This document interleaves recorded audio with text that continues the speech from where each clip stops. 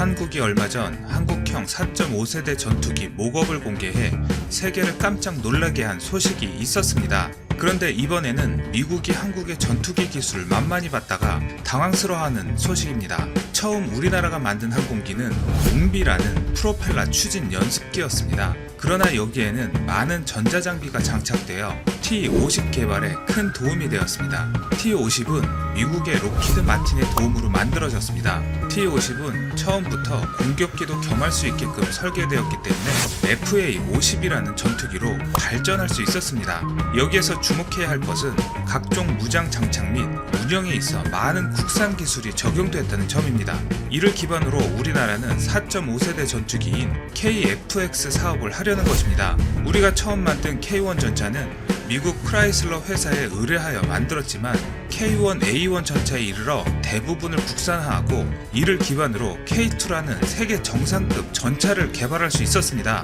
K1에서 K2로 발전하는 데 걸린 시간은 30년입니다. T-50에서 KF-X로 가는 시간 역시 30년입니다. 우리가 2020년대 KF-X를 완성할 무렵에는 미국은 6세대 전투기를 등장시킬 것입니다. 그러나 KF-X에서 6세대 전투기로 발전하는 데는 이미 4.5세대 전투기를 개발한 경험에 기반을 두고 훨씬 빠른 시일 내에 6세대 전투기를 개발할 수 있을 것입니다. 우리가 반드시 KF-X를 성공시켜야 하는 이유가 여기 있습니다. 한국 4.5세대 스텔스 전투기를 본 일본의 반응은 어떨까요? 이제 최신의 스텔스 전투기 F-35A에 비해 운용 비용이 절반 정도, 일본 F-3는 배 이상 가격이 될 것 같은데 한국의 기술이 부럽다. 값싼 수출용 경전투기나 더 만들면 좋을 텐데 일본 망했네 라고 하는 한국의 전투기 제작을 불허하는 의견도 있었는가 하면 북한이라면 충분한 스펙이겠지. 제대로 작동한다면 모겁이잖아. 모형이라면 혼다도 만들 수 있어. 이런 어중간한 사양의 전투기를 만들어봤자 의미 있음? 절대 무리임. 결단코 거슬러 올라갈 계보가 될 기체도 없이 갑자기 이런 전투기가 만들어지겠음? 라고 한국의 기술력을 부정하는 의견도 있었습니다. 군 당국은 미국으로부터 기술 이전을 거부당한 KF-X 4대 핵심 기술 장비의 국산화가 가능하다고 최종 판단한 것으로 확인됐습니다. 군 당국과 방위산업계에 따르면 군은 KF-X 4대 핵심 기술 장비에 대한 상세 설계 CDR 단계를 최종 통과하고 시제품 제작 단계로 진입했다고 밝혔습니다. 4대 핵심 기술 장비란 A사 레이더, IRST, EOTGP, RF 제모 등입니다. 당초 국방부는 지난 2013년 공군 차세대 전투기로 미국 로키드 마틴의 F-35를 선정하는 대가로 이 4대 핵심 기술을 이전받아 KF-X를 개발한다는 계획이었으나 F-35 선정 이후 미국 정부가 4대 핵심 기술의 이전을 거부해 KF-X 개발에 차질이 빚어졌었는데요. 정부는 국내 방위 산업계와 논의 끝에 4대 핵심 기술을 모두 독자 개발하기로 결론 내리고 가용한 모든 자원을 이 분야에 집중 투입해왔습니다. 4대 핵심 기술 장비는 국방부 산하 국방과학연구소 주도로 개발됐으며 A사 레이더, IRST, EOTGP 등 3개 장비는 하나 시스템이, RF 제머는 LIG 넥스원이 개발해 CDR을 통과했다고 밝혔습니다. KF-X 전투기 개발을 위해서는 기본 설계와 상세 설계 단계를 통과해야 하고 이후에야 본격적인 시제품 제작 단계로 진입할 수 있습니다. CDR 통과란 해당 장비 제작에 대한 모든 이론 및 기술적 능력을 갖춰 실물을 제작할 수 있다는 의미입니다. 방위산업계 관계자는 미국이 기술 이전을 거부한 4대 핵심 기술 장비의 CDR 통과 여부는 따로 발표하지 않았으나 이들 장비들 모두 국내 기술진의 역량으로 CDR을 통과한 게 맞다며 이 사실 자체만으로 국제항공업계에서 한국의 위상은 과거와 비할 수 없을 정도로 높아졌다고 말했습니다. 국내 업체에 의해 개발된 4대 핵심 기술 장비는 향후 국내외 각종 방위산업 전시회에 전시돼 한국 국방기술의 첨단 수준을 세계에 알리는 역할도 하게 될 것입니다. 리드뱅크 필리핀명으로는 렉토뱅크라고 하는데요. 리드뱅크 해상 뺑소니 사건을 아시나요? 필리핀 국민의 반중 감정을 폭발시킨 사건인데요. 2019년 6월 발생한 사건이죠. 중국과 필리핀이 영유권 분쟁을 벌이는 남중국해 리드뱅크 인근 해상에서 중국 선박이 필리핀 어선과 충돌해 침몰시키고도 선원 22명을 구조하지 않은 채 달아난 것으로 알려지면서 필리핀이 발끈한 사건인데요. 선원들은 마침 주변을 지나던 베트남 선박에 의해 구조됐죠. 이 사건과 관련해 필리핀 국민이 더 열받은 것은 필리핀 주지의 중국 대사관의 주장 때문인데요. 중국은 필리핀 선원들이 구조되는 것을 확인하고 떠났다며 뺑소니가 아니라고 주장했죠. 하지만 필리핀 선원들과 구조에 나선 베트남 선원들의 진술은 달랐습니다. 침몰한 필리핀 선장은 중국 선박이 충돌 후 잠시 멈춰 우리 배가 가라앉고 선원들이 물에 빠지는 것을 지켜봤지만 구조하지 않고 급히 떠났다고 말했습니다. 필리핀 선원을 구조한 베트남 선원들의 진술도 이 같은 상황 설명과 일치했습니다. 필리핀이 중국에 대해 부글부글 끓고 있는 것은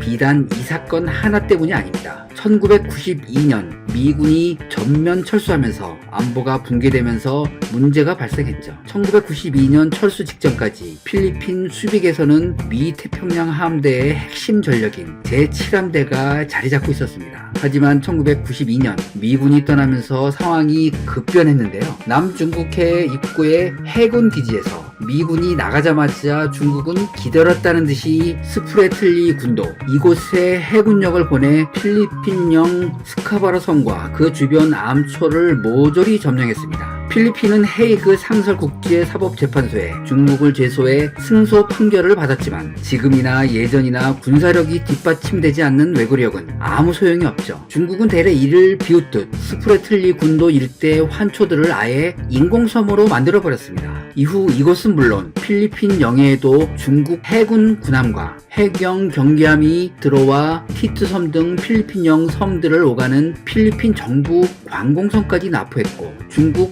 해상 민병들은 곳곳에서 필리핀 선박을 상대로 약탈 행위를 일삼았습니다. 이후 필리핀에서는 중국의 해양 주권 침략에 대응하기 위한 해군력 건설을 서둘러야 한다는 여론이 비등했죠. 결국 두테르테 대통령은 지난해 초 중국을 겨냥한 대규모 군비 증강 구상을 발표했습니다.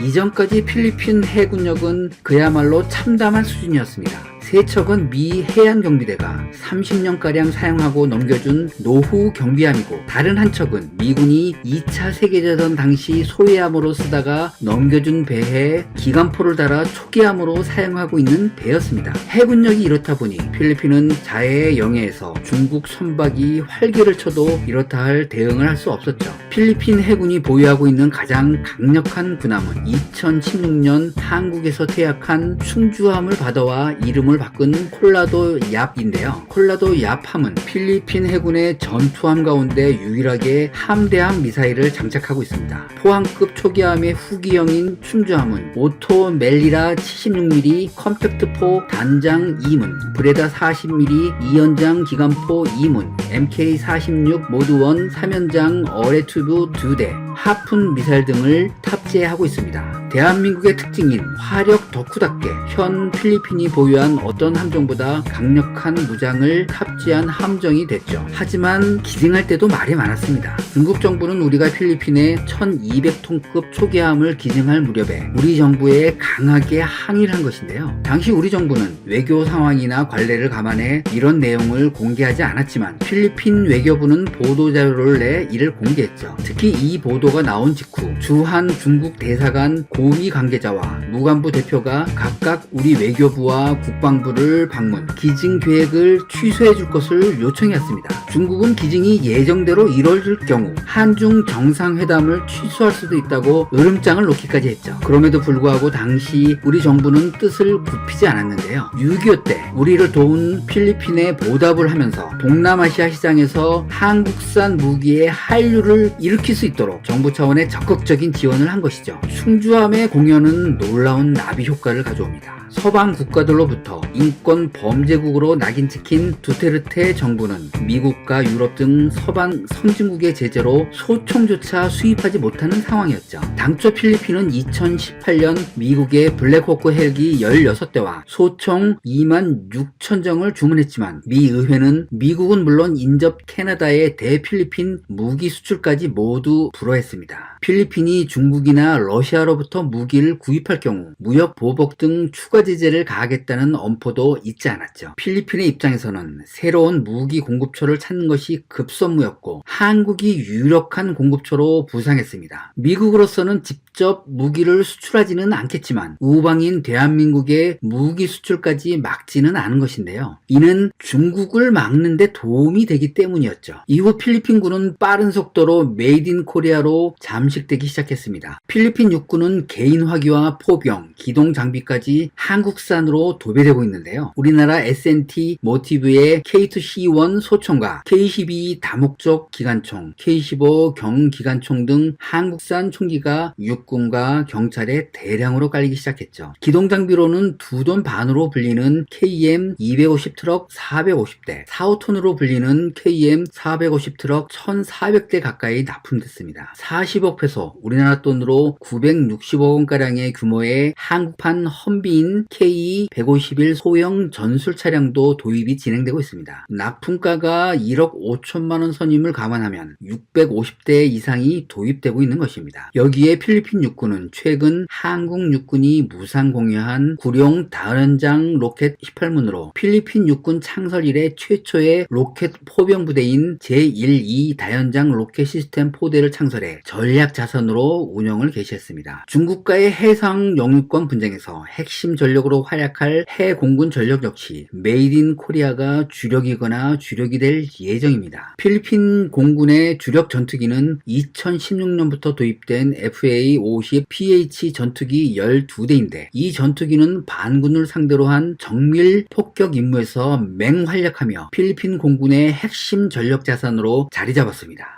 해군은 완전히 한국판입니다. 바로 필리핀이 구입하거나 무상으로 제공받은 여러 한국산 무기 가운데 필리핀 국민으로부터 가장 큰 기대를 받고 있는 것이 필리핀에 인도를 한 차세대 호위함 호세 리잘급인데요. 호세 리잘급은 외국산 퇴역 전투함만 사용하던 필리핀군이 처음으로 보유하게 되는 신주함으로 두 척에 3억 3,700만 달러, 즉 한 척에 약 2천억 원에 육박해 필리핀이 주문한 외국산 무기 가운데 단일 무기로는 최고가를 자랑합니다. 하지만 예산 탓에 옵션이 없는 깡통으로 구매해 이들 호위함에는 대함 미사일조차 달려있지 않은데요. 주포인 76mm 함포와 부포인 30mm 기관포, 해성 함대함 미사일 4발, 미스트랄 함대공 미사일 발사기를 제외한 무장 대부분이 생략됐습니다. 정상 가격의 절반 수준에 획득하려다 보니 센서와 무장이 다수 생략되거나 하향 조정될 수밖에 없었던 것이죠. 그러나 필리핀은 호세 리잘급을 중국과의 해양 영유권 분쟁에 대비한 함대 기함으로 운영할 계획이라 곧바로 성능 개량 계획을 준비해왔습니다. 필리핀 해군은 예산이 확보되는 대로 한국형 함대공 미사일인 해군과 근접 방위 병기 시스템 등을 탑재해 대공 전투 능력을 크게 강화한다는 계획을 수립한 상태입니다. 여기에 필리핀 해군은 2028년을 목표로 대규모 해군력 건설 계획을 내놓았는데요. 필리핀은 이 해군력 건설 계획에 1000억 페소, 우리 돈으로 약 2조 4,500억 원의 예산을 투입할 예정입니다. 필리핀은 이 사업을 통해 총 6척의 호위함과 12척의 초기함, 12척의 원양 초기함, 3척의 잠수함, 4척의 전략 수송선을 핵심 전력으로 하고 40척의 초기정과 42척의 고속 공격정을 보조 전력으로 획득할 계획입니다. 이 가운데 핵심 사업인 호위함과 초기함은 사실상 메이드 인 코리아의 독주가 예상됩니다. 필리핀 해군은 추가 4척 역시 호세 리잘급을 원하는 것으로 알려졌습니다. 호세 리잘급을 구입한 필리핀은 수백억 원 규모의 추가 개량을 추진하고 있는데 추가 4척을 모두 호세 리잘급으로 채운다면 대한민국은 약 1조 원 규모의 특수를 누릴 수 있을 것으로 보입니다. 이런 가운데 지난해 8월 하와이 인근에서 림팩 2020이 열렸죠. 림팩 훈련은 미국 주도로 태평양 연안 국가들이 매년 진행하는 해군 훈련으로 코로나19 때문에 규모가 줄었지만 그 중요성까지 줄지는 않았는데요. 바로 대한민국이 만든 호세 리잘함이 필리핀 대표로 유일하게 참가했습니다. 두테르테 대통령이 엄지손가락을 치켜세우게 만든